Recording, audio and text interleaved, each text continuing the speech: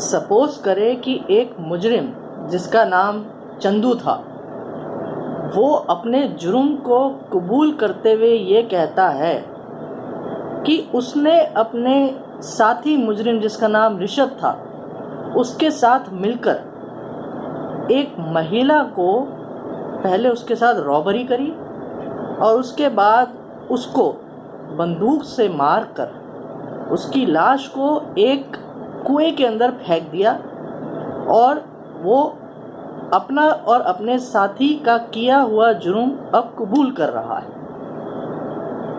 तो देखिए, इस तरीके की स्टेटमेंट्स को जब एक मुजरिम अपना जुर्म कबूल करते करते अपने साथी का जुर्म भी बताते हुए एक कबूलनामा की स्टेटमेंट देता है, इन स्टेटमेंट्स को कन्फेशन बाय को एक्यूज्ड कहते हैं।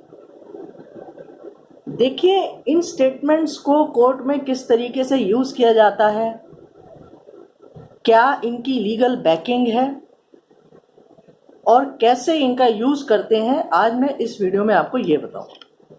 देखिए, सेक्शन 30 एविडेंस एक्ट का कन्फेशन बाय को एक्यूज्ड को डिफाइन भी करता है और बताता है कि इसको कैसे यूज़ करते हैं।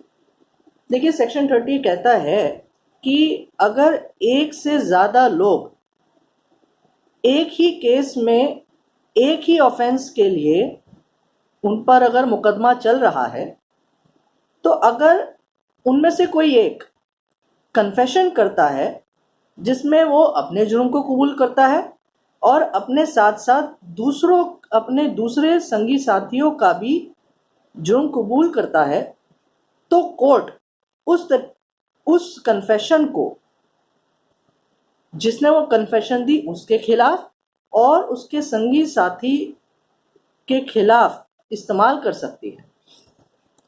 तो देखिए, जो कन्फेशन दी गई है वो 3 तरीके से दे सकता है एक एक्यूज्ड।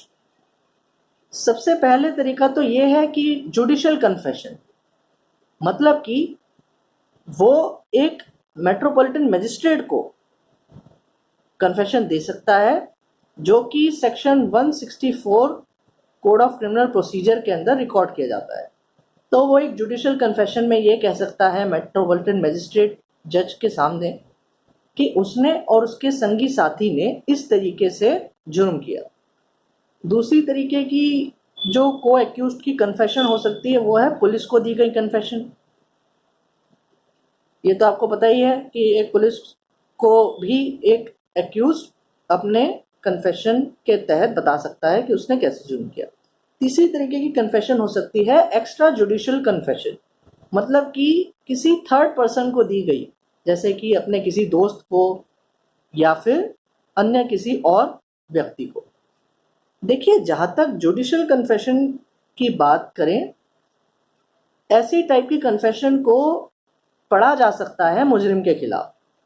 जो पुलिस कन्फेशन है उसको किसी के खिलाफ नहीं पढ़ा जा सकता, क्योंकि सेक्शन 25 और सेक्शन 26 एविडेंस एक्ट का मना करता है ऐसी कन्फेशंस को एक्यूज्ड के खिलाफ पढ़ने के लिए।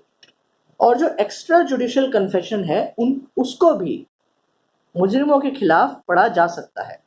लेकिन इन तरीके की जो कन्फेशंस होती हैं को एक्यूज्ड के द्वारा दी गई, उनकी एविडेंशियरी वैल्यू क्या होती है, कोर्ट में उसका यूज कितना किया जाता है, ये एक ऑनरेबल सुप्रीम कोर्ट की जजमेंट में बताया गया है, जो कि एक कॉन्स्टिट्यूशनल बेंच जजमेंट है 5 जजेस बेंच की, जिसका नाम है Haricharan Kurmi versus state of Bihar, AIR 1964, supreme court, page 1184। तो इस केस में ऑनरेबल सुप्रीम कोर्ट ने एक को एक्यूज्ड की कन्फेशन का एविडेंशियरी वैल्यू के बारे में बताया। तो क्या इन तरीके की स्टेटमेंट के बेसिस पर ही मुजरिमों को सजा मिल सकती है? देखिए, जो ये सेक्शन 30 एविडेंस एक्ट के अंदर बताई गई को एक्यूज्ड की कन्फेशंस होती है, उनको कोर्ट में एक तरीके से इसलिए रिलाई किया जाता है क्योंकि ऐसी स्टेटमेंट्स को देने वाला ना सिर्फ अपने संगी साथी का रोल को भी डिस्क्लोज कर रहा है, लेकिन वो अपना कबूलनामा भी कर रहा है, मतलब कि वो अपने जुर्म को भी कबूल कर रहा है। तो ये तो एक आम तौर पे ही एक ह्यूमन बिहेवियर है कि कोई अपने को तो झूठा फंसाएगा नहीं। तो एक तरीके से इसमें एक ट्रूथफुलनेस तो होती ही है कि वो अपना जुर्म भी कबूल रहा है। तो इसलिए कहीं ना कहीं जो वो अपने संगी साथियों का रोल भी बता रहा है, वो भी एक तरीके से थोड़ा बहुत पुख्ता हो जाता है, उस पर भी ट्रूथफुलनेस आ जाती है। लेकिन ये आपको समझना ज़रूरी है कि को एक्यूज्ड के द्वारा दी गई कन्फेशन एक सब्सटेंटिव पीस ऑफ एविडेंस नहीं है।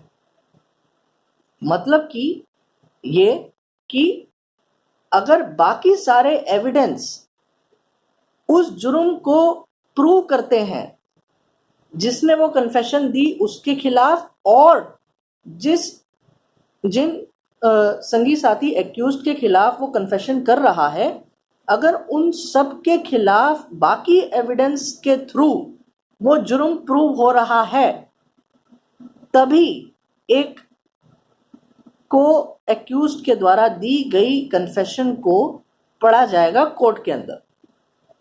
और वो सिर्फ एक एडिशनल रीजन होगा, सिर्फ एश्योरेंस के लिए कि जो बाकी एविडेंस है उनसे तो प्रूव हो गया जुर्म को एक्यूज्ड के खिलाफ, तो ये जो कन्फेशन है ये एक एश्योरेंस देता है कि बाकी एविडेंसेस भी ठीक ही है।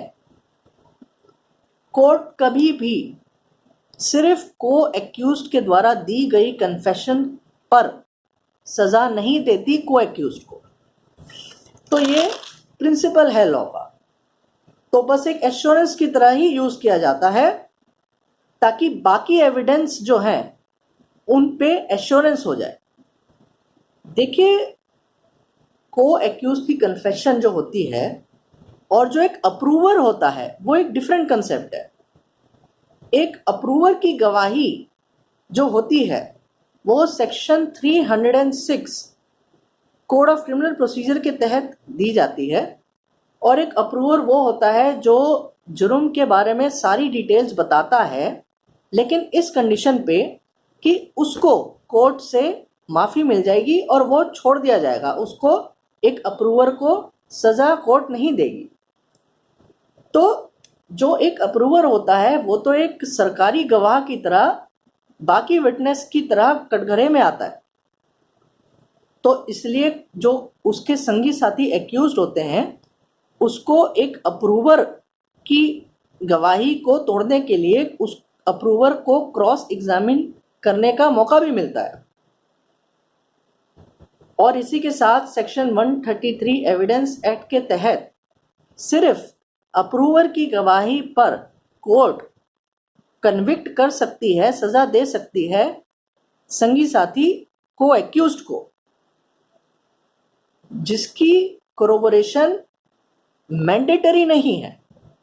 हालांकि कोर्ट एक अप्रूवर की गवाही को मटेरियली कोरोबोरेट करने के लिए बाकी एविडेंसेस भी देखती है, जो कि एक रूल ऑफ प्रूडेंस है, जो कि section 114 illustration B Evidence Act के तहत भी बताया गया है कि कोरोबोरेशन जरूरी है। तो अगर हम बेसिक डिफरेंस देखें एक अप्रूवर की स्टेटमेंट में और एक को एक्यूज्ड की कन्फेशन में, तो वो ये डिफरेंस है कि एक अप्रूवर के केस में कोर्ट उसको एक स्टार्टिंग पॉइंट ले सकती है और उसकी एविडेंशियरी वैल्यू ज़्यादा है क्योंकि वो तो एक सब्सटेंटिव पीस ऑफ एविडेंस है और एक अप्रूवर कटघरे में आके अपनी गवाही देगा। लेकिन जो को एक्यूज्ड की कन्फेशन है वो एक एंडिंग पॉइंट की तरह है। इसका मतलब ये कि बाकी एविडेंसेस के चलते ही एक को एक्यूज्ड की कन्फेशन को यूज करेंगे एंड पॉइंट के तहत।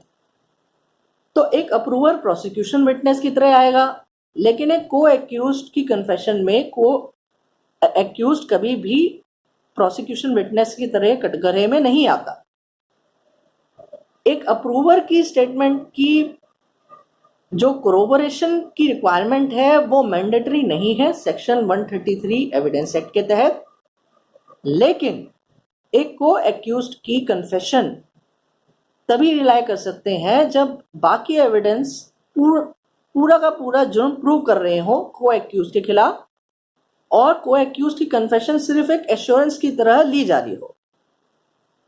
तो सिर्फ अप्रूवर की स्टेटमेंट पे कन्विक्शन हो सकती है, लेकिन एक को एक्यूज्ड की कन्फेशन के तहत सिर्फ उसके बेसिस पे कभी भी कन्विक्शन नहीं हो सकती और को एक्यूज को सजा नहीं दी जा सकती।